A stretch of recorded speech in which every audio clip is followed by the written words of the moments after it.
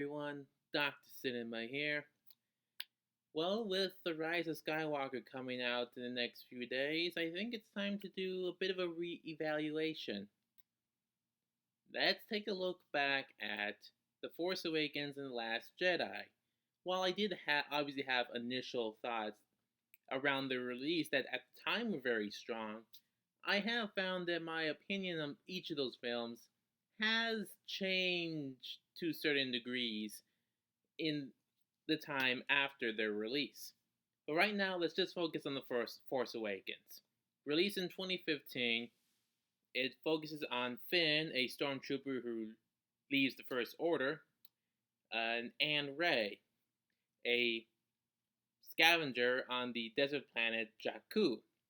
And of course, a couple other characters as well, including a new pilot for the Rebellion, Poe Dameron, and returning characters like Han Solo, Leia, and Chewbacca as they team up to take down the Starkiller base weapon that's created by the First Order.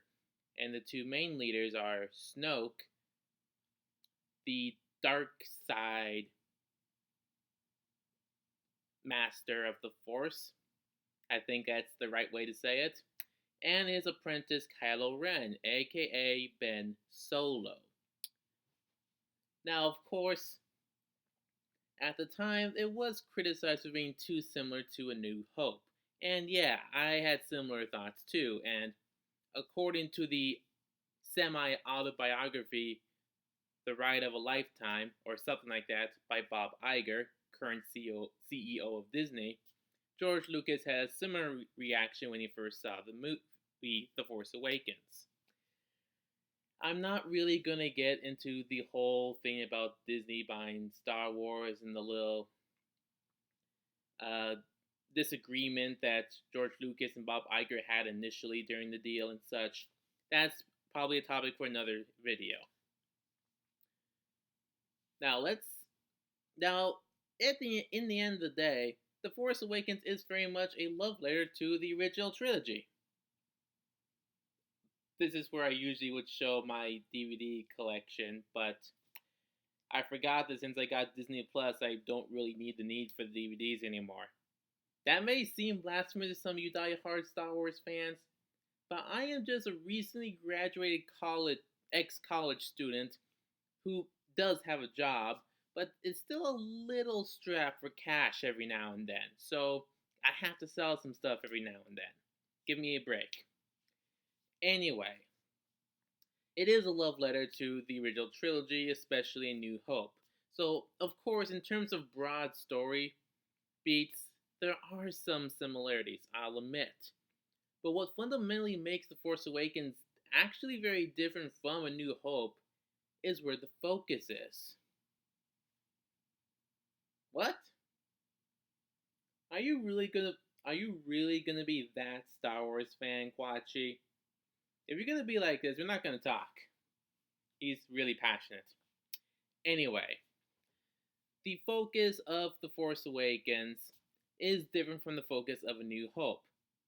Let's just take one part, for example. In A New Hope, when it came to the final climactic battle, it was on the starships, whatever, going in to try to shoot down and take down the Death Star. We follow all these starships as they make their run across the Death Star, trying to shoot down into the air shaft.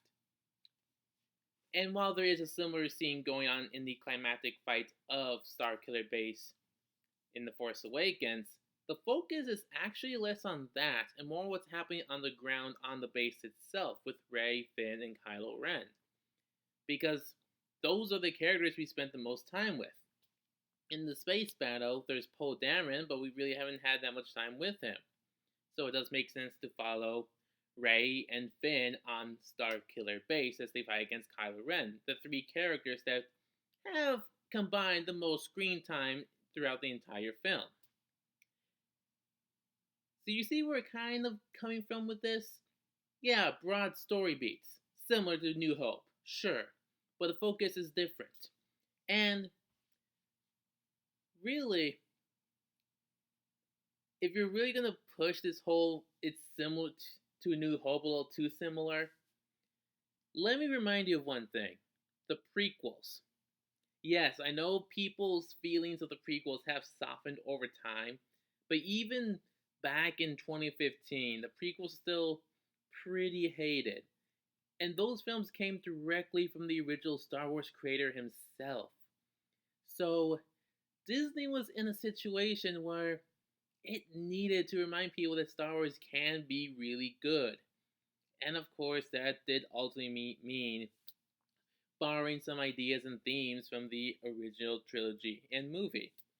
But to be fair, even if you go out and find a current movie today that can be considered an original movie, that means not a sequel, remake, reboot, or anything like that, you are gonna find that it does have a lot of similarities to a lot of other famous films, especially in recent years. And that's just the game.